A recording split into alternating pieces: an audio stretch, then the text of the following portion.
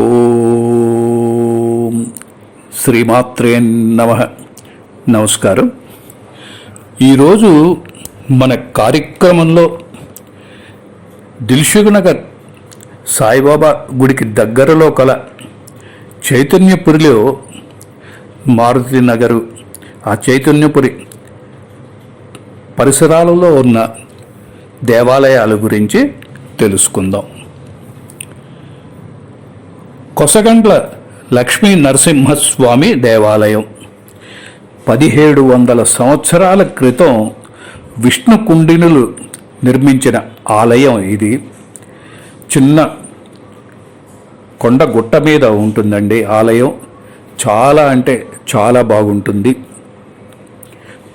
గుహలో వెలిసిన లక్ష్మీ నరసింహస్వామి రూపాన్ని మనం అక్కడ ఆరాధించవచ్చు. చాలా బాగుంటుంది ఆలయము. ఆ గర్భగుడిలో ఈ గుహ ఏదైతే ఉందో ఆ గర్భాలయంలో 3 కంటే పట్టరండి మనుషులు. తల ఉంచుకుని వెళ్ళాలి. ఆ గర్భాలయంలో 3 మాత్రమే కూర్చోగలుగుతాము. ఎంతమంది వచ్చినా కూడా ప్రతి 3కి అర్చక స్వామి కూర్చోబెట్టి చాలా చక్కగా పూజాధికాలు నిర్వహిస్తారు. అర్చన చేయటం అదంతా కూడా చక్కగా నిర్వహిస్తారు. అలాగే ఆ ఆలయంలో వినాయకుడు, ఆంజనేయ స్వామి, నాగదేవత ఉపాలయాలను కూడా దర్శించవచ్చు. ఈ నాగదేవత, ఆంజనేయ స్వామి దేవాలయాలు ఉన్న దగ్గర మెట్లు ఉంటాయి. ఆ మెట్లు దిగి కిందకి గనక వెళితే అక్కడి నుంచి మూసీకి దారి తీస్తుందండి ఆ రోడ్డు. అక్కడ మూసీ నది మధ్యలో ముచికొండ రామలింగేశ్వర స్వామి లింగాన్ని మనం చూడవచ్చు. ప్రస్తుతం మూసీని ఒకప్పుడు ముచికొండ అనే పిలిచేవాళ్ళు. తర్వాత నవాబుల కాలంలో అది మూసీగా రూపాంతరం చెంది మూసీగా స్థిరపడింది. ఈ ముచికొండ రామలింగేశ్వర స్వామి శివలింగాన్ని శివరాత్రి అప్పుడు మనం దర్శించవచ్చండి. ఎందుకంటే మిగతా రోజుల్లో మూసీ నదిలో నీరు గనక ఎక్కువ ఉంటే ఆ నీటితో కప్పబడి ఉంటుందన్నమాట. శివరాత్రి సమయంలో ఆ నది మధ్యలోకి వెళ్ళటానికి చిన్న తోవ ఏర్పాటు చేస్తారు. చాలా చక్కగా చాలా బాగుంటుంది. అట్లాగే లక్ష్మీ నరసింహస్వామి ఆలయం చాలా బాగుంటుందండి. ప్రశాంతంగా ఉంటుంది. ఒక చిన్న గుట్ట మీదకి వెళ్ళినట్టు ఉంటుందన్నమాట. మనకి చాలా బాగుంటుంది ఆ ఆలయం కూడా. అలాగే ఆ ఆలయంలో ఒక చిన్న కళ్యాణ మంటపం కూడా ఉంటుంది. చిన్న చిన్న ఫంక్షన్స్ చేసుకోవటానికి కళ్యాణ మంటపం కూడా అక్కడ ఉంది. అలాగే నవగ్రహాలని కూడా అక్కడ దర్శించవచ్చు. తర్వాత కంచి కామకోటి శ్రీ రామాలయం. ఇది కూడా పురాతన ఆలయం అండి. చాలా బాగుంటుంది. కంచి కామకోటి వారి ఆధ్వర్యంలో ఈ దేవాలయం నిర్వహించబడుతోంది. ఇక్కడ కూడా చిన్న చిన్న ఫంక్షన్స్ చేసుకోవటానికి కళ్యాణ మంటపం ఉంటుంది. అలాగే ఇక్కడ మహిళా మండలి వాళ్ళ మీటింగులు అవి కూడా చేసుకోవటానికి ఈ కళ్యాణ మంటపాన్ని వాడుకుంటూ ఉంటారు. చాలా బాగుంటుందండి. ఆలయం కూడా చాలా బాగుంటుంది. తర్వాత మారుతీనగర్ రామాలయము దాటి ముందుకు వచ్చిన తర్వాత మెయిన్ రోడ్డు మీదనే ప్రసన్న ఆంజనేయ స్వామిని దర్శించవచ్చు.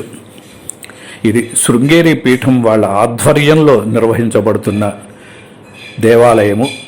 ప్రసన్న ఆంజనేయ స్వామి దేవాలయం చాలా బాగుంటుందండి. చిన్న దేవాలయము కానీ కూడా చాలా అంటే చాలా బాగుంటుంది.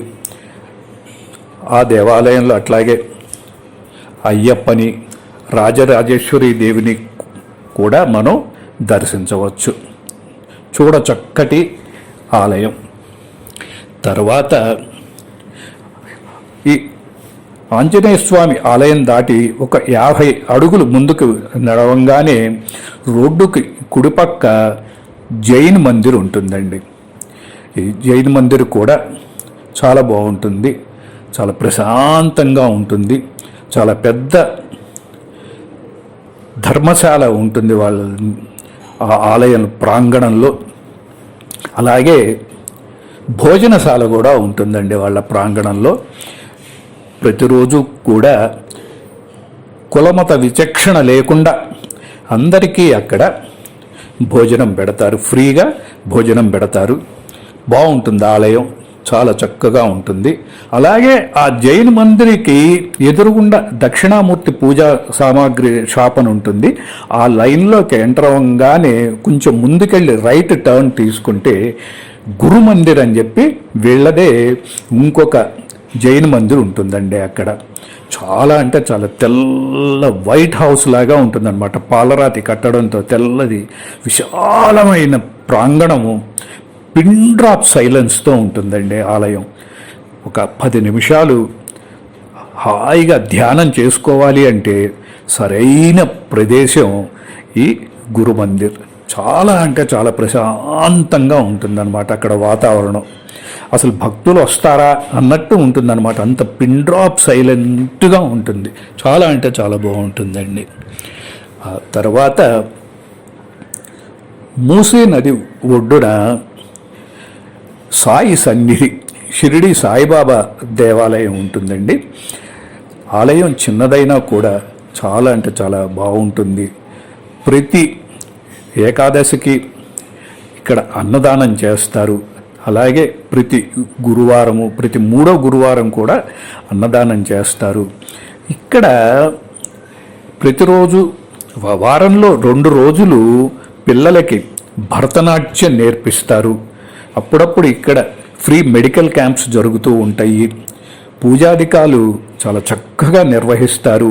ఈ మారుతి నగర్ మహిళా మండలి వాళ్ళు ఏకాదశికి ప్రతి గురువారం భజన సమాజం వాళ్ళు భజనలు చేస్తూ ఉంటారండి. ఇక్కడ చాలా ప్రశాంతంగా అనిపిస్తుంది అనమాట. మూసీ నది ఒడ్డునే ఉంటుంది, చాలా ప్రశాంతంగా ఉంటుంది దేవాలయం. చాలా అలంకరణ అయితే అద్భుతంగా చేస్తారు. షిరిడి బాబా సన్నిధానంకి వెళ్ళే తోవలోనే రేణుకా ఎల్లమ్మ దేవాలయం ఉంటుంది. అదే ప్రాంగణంలో విజయదుర్గ ఆలయం కూడా ఉంటుందండి. ఈ రేణుకా ఎల్లమ్మ ఆలయం కూడా బాగుంటుంది. అలాగే దానిలో ఆ రేణుకా ఎల్లమ్మ ఆలయంలోనే నాగదేవత కూడా ఉంటుందన్నమాట. నాగపంచమికి, నాగుల చవితికి అక్కడ మహిళలు వచ్చి పుట్టలో పాలు పోయటం కూడా జరుగుతూ ఉంటుంది. ఆ తరువాత చూడదగ్గ ఆలయం ప్రసన్న మహాకాళి ఆలయం అండి. కాళికాదేవి సహజంగా ఎలా ఉంటుంది మీకు తెలుసు, రౌద్ర రూపంలో ఉంటుంది. ప్రసన్న కాళి అంటే ప్రసన్న కాళీనేనండి. అంత ప్రసన్నంగా ఉంటుంది అమ్మవారు, చాలా బాగుంటుంది. అలాగే ఆ ఆలయంలో వారాహిదేవి మొదలైన ఇంద్రాణి మొదలైన దేవతలని కూడా మనం దర్శించవచ్చు. చాలా చక్కటి ఆలయం, ప్రసన్న మహాకాళి ఆలయం. చాలా అంటే చాలా బాగుంటుందండి. దాని తర్వాత కొంచెం ఒక 10 అడుగులు 20 అడుగులు ముందుకు నడిస్తే వాసవి కన్యకా పరమేశ్వరి ఆలయాన్ని దర్శించవచ్చండి. చాలా అంటే చాలా పెద్ద దేవాలయం ఇది, బాగుంటుంది, చాలా బాగుంటుంది ఆలయం. ఈ వాసవి కన్యకా పరమేశ్వరి ఆలయంలోనే శివాలయము, సంతోషిమాత ఆలయము, ఆంజనేయ స్వామి ఆలయము, వెంకటేశ్వర స్వామి వీళ్ళంతా ఉపాలయాలని కూడా మనం దర్శించవచ్చు. అలాగే ఈ వాసవి కన్యకా పరమేశ్వరి ఆలయంలో ఏసీ ఫంక్షన్ హాల్, కళ్యాణ మంటపం కూడా ఉంటుంది. వాళ్ళ దగ్గర ఏసీ హాల్స్ కూడా, రూమ్స్ కూడా లభిస్తాయి అండి. పెళ్ళికి కావాల్సిన వాళ్ళకి ఏసీ రూమ్స్ కూడా లభిస్తాయి. ఇక్కడ ఉన్న ఇంకొక సౌకర్యం ఏంటి అంటే ఈ వాసవి కన్యకా పరమేశ్వరి ఆలయానికి ఎదురుగుండా రాజధాని, శ్వేతా గార్డెన్స్ అని చెప్పి 2 ఫంక్షన్ హాల్స్ ఉంటాయి. ఆ ఫంక్షన్ హాల్లో మ్యారేజ్ కానీ ఏదన్నా ఫంక్షన్ చేసుకునే వాళ్ళకి రూములు కావాలి అని అంటే కూడా ఈ వాసవి కళ్యాణ దేవాలయం వాళ్ళు, వాసవి కన్యకా పరమేశ్వర దేవాలయం వాళ్ళ ఆధ్వర్యంలో ఉన్న రూముల్ని కూడా మనం రెంట్కి తీసుకోవచ్చండి. చాలా బాగుంటుంది ఈ ఆలయం కూడా. ఇప్పుడు నేను చెప్పిన ఈ ఆలయాలన్నీ కూడా దిల్సుఖ్నగర్ సాయిబాబా గుడి నుంచి ఒక్క 5 నిమిషాలు ముందుకు కనుక వస్తే మీకు చైతన్యపురి పెట్రోల్ బంక్ ఉంటుంది. ఆ చైతన్యపురి పెట్రోల్ బంక్ ఆ చౌరస్తాలో షేర్ ఆటోలు ఆపుకుని ఉంటారు. ఒక ఆటోని కనుక ఎంగేజ్ చేసుకుంటే నేను చెప్పిన ఈ దేవాలయాలు అన్నీ కూడా లైనర్ విలేజెస్ అంటారు. అంటే ఒకటే లైన్లో ఉంటాయి అన్నమాట. చైతన్యపురం అట్లా మీరు ఆ రోడ్లోకి మారుతీనగర్ మెయిన్ రోడ్లోకి ఎంటర్ అవ్వగానే ఫస్ట్ రామాలయము, దాని తర్వాత కొంచెం లోపలికి వెళ్తే ఒక 1/2 కిలోమీటర్ లోపలికి వెళ్తే లక్ష్మీ నరసింహస్వామి దేవాలయము, మళ్ళీ మెయిన్ రోడ్డు మీద హనుమంతుడి గుడి ఎదురుగుండానే జైన్ మందిరు, దాని ఎదురుగుండా గురు మందిరు, కొంచెం ముందుకెళ్ళే ఎడంవైపు తీసుకుంటే ప్రసన్నకాళి, కుడివైపు తిరిగితే కన్యకా పరమేశ్వరి దేవి. అన్నీ కూడా ఒకటే లైన్లో ఉంటాయండి. చూడటానికి కొత్తగా వచ్చేవాళ్ళు ఎవరైనా కూడా దిల్సుఖ్నగర్ డిపో నుంచి కానీ లేదంటే సాయిబాబా గుడి దగ్గర దిగిన తర్వాత చైతన్యపురి ఆ పెట్రోల్ బంక్ దగ్గర ఒక ఆటో ఎంగేజ్ చేసుకుంటే ఇవన్నీ కూడా చూడొచ్చండి. అలాగే కొంచెం ఈ చైతన్యపురి నుంచి ఒక్క 5 నిమిషాలు లేదంటే 7 నిమిషాల దూరంలో మోహన్ నగర్లో నాగోల్ వెళ్ళే రోడ్డులో వెంకటేశ్వర స్వామి ఆలయం ఉంటుందండి. సౌభాగ్యపురంలో ఉంటుంది ఆలయము. వెంకటేశ్వర స్వామి ఆలయం చాలా అంటే చాలా బాగుంటుందండి. లోపల విగ్రహం కానివ్వండి, ఆ శిల్ప కళ కానివ్వండి, చాలా అద్భుతంగా ఉంటుంది. ఇక్కడ అలాగే పక్కన వాళ్ళదే పద్మావతి కళ్యాణ మంటపం ఉంటుంది. మ్యారేజెస్ చేయటానికి దానికి కూడా చాలా అనువైన ప్రదేశము. ముఖ్యంగా ఈ ఆలయంలో పొద్దున పూట ఈ ప్రసాదాలు ఇస్తారు. ఆ ప్రసాదాల కోసమే స్వామిని దర్శించటానికి కొంతమంది భక్తులు వస్తారు అంటంలో ఎటువంటి అతిశయోక్తి లేదండి. అంత రుచిగా ఉంటాయి వాళ్ళు ఇచ్చే పులిహోర కానివ్వండి, పొంగల్ కానివ్వండి, దద్దోజనం కానివ్వండి, చాలా అంటే చాలా రుచిగా ఉంటాయి. ప్రసాదాలు స్వీకరించడానికే కొంతమంది భక్తులు వస్తారండి. ఇవన్నీ కూడా ఈ పరిసరాల్లో ఉన్న దేవాలయాలు. చూడని వాళ్ళు సమయాన్ని బట్టి వీలైతే తప్పకుండా దర్శించండి. మరొక కొత్త కార్యక్రమంతో మళ్ళీ మీ ముందుకు వస్తాను. నమస్కారం, సెలవు, స్వస్తి.